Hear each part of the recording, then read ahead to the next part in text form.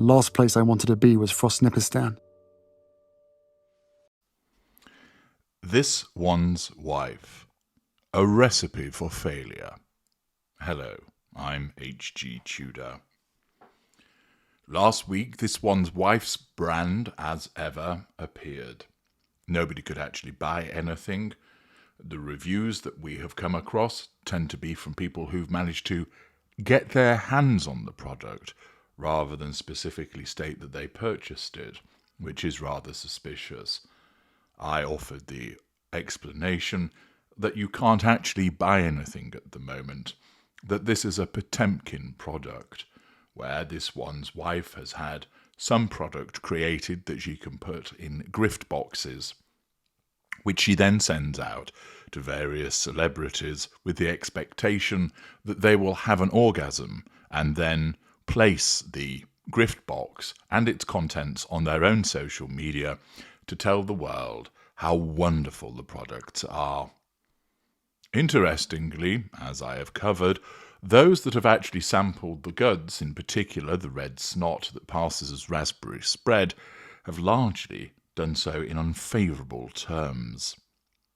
The last couple of days, it might have been expected that This One's Wife would be on Instagram, but she has not been. Perhaps she had fell to the floor sobbing as a consequence of the Cuts reviews, or the Cuts staff's review of her spread, with nearly all, save one individual, panning it. Quite possibly, she had a major meltdown after Maureen Callahan, never a fan of This One's Wife to begin with, absolutely eviscerated the products. Anyway, it didn't take long for her to return to Instagram, once again the narcissist utilising social media for the pursuit of the prime aims, seeking to assert control over her audience and draw fuel in a way which is so easy it is almost irresistible for her. And we have two further posts that have popped up in her stories, and guess what? Yes, showing that this is an unimaginative woman, we have two more grift boxes. Have a look.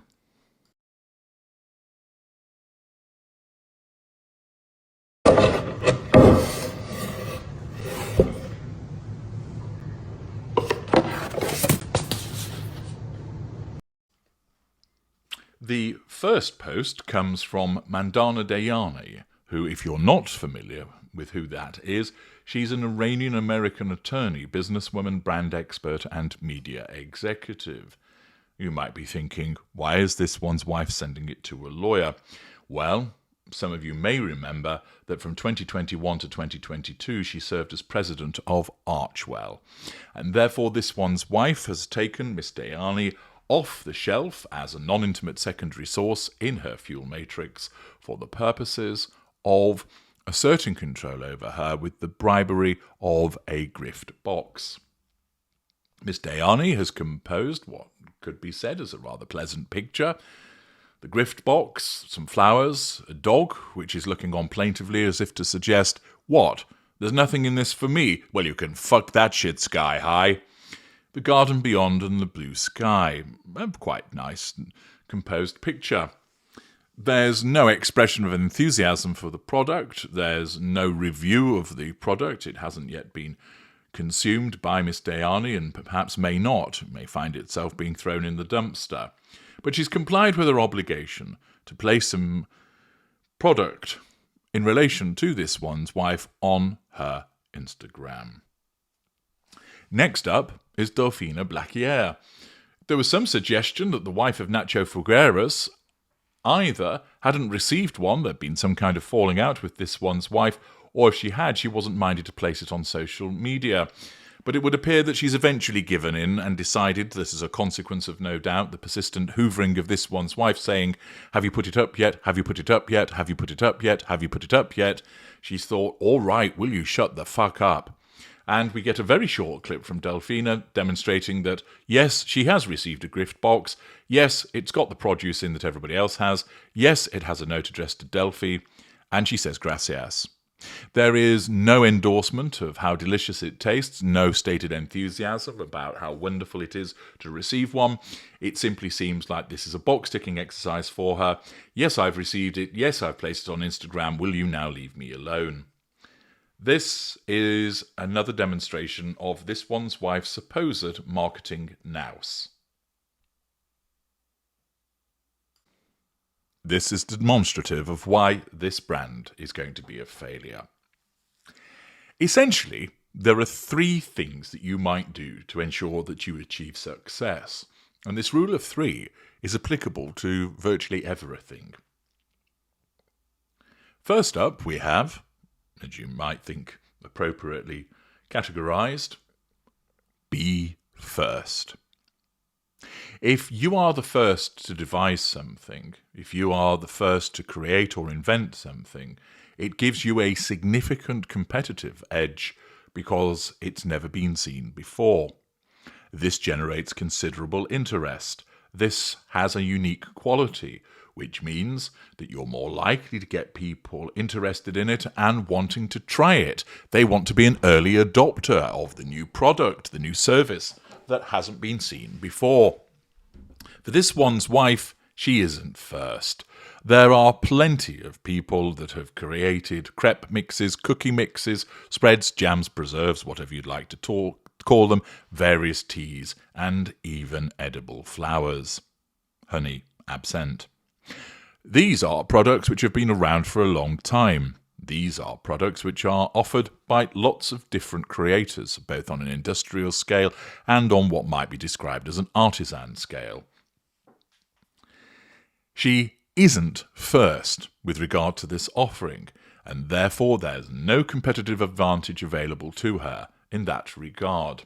Thus, it's a failure.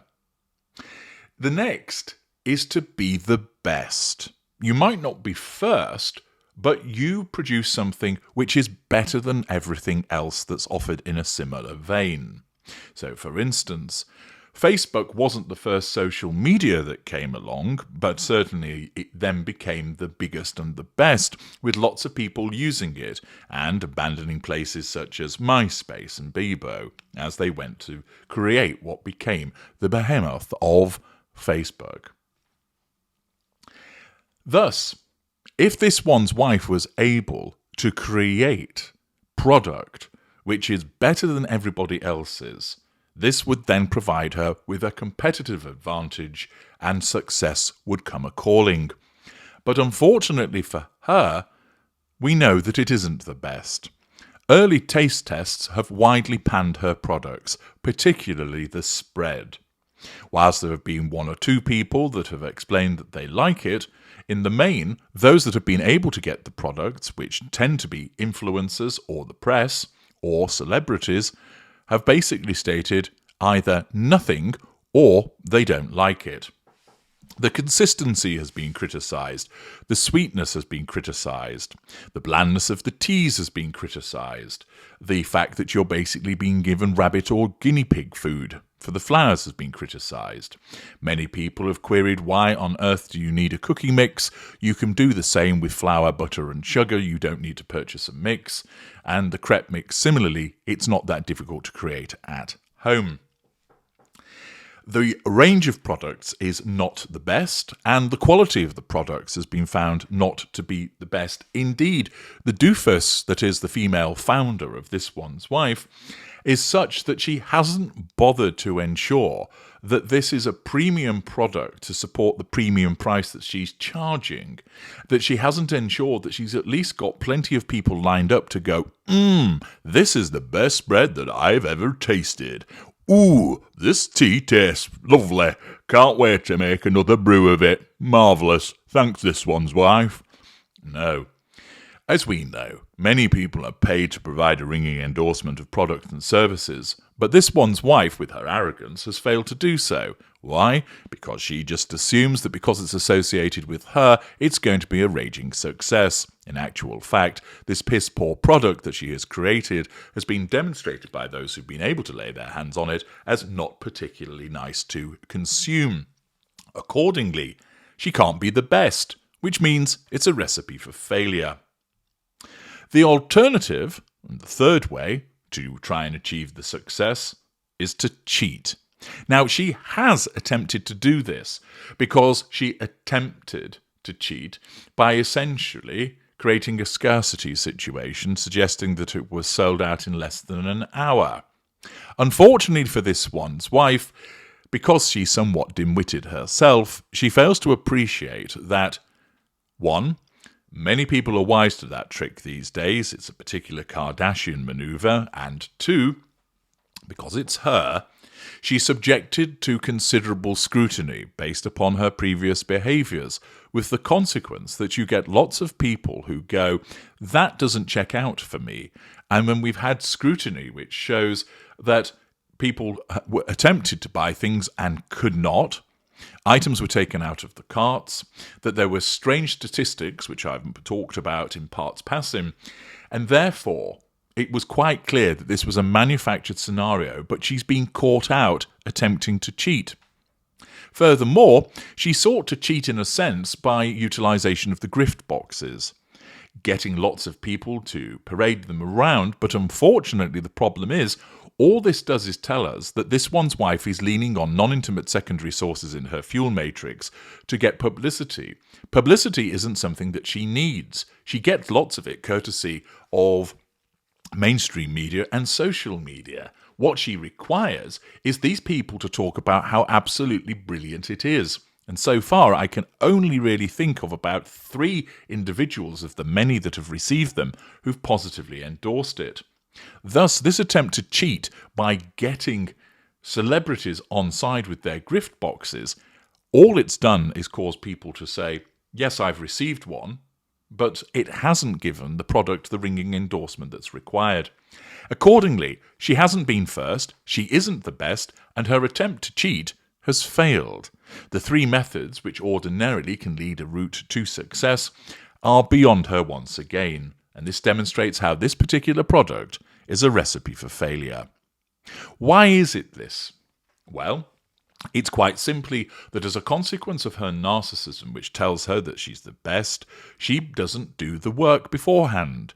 We've seen this time and time again. She is lazy, and the laziness comes from her sense of entitlement and belief, and a great big dollop of magical thinking, that if she just creates it, it will sell. In actual fact, what she's attempting to do is say, because it's my name, everybody will want some.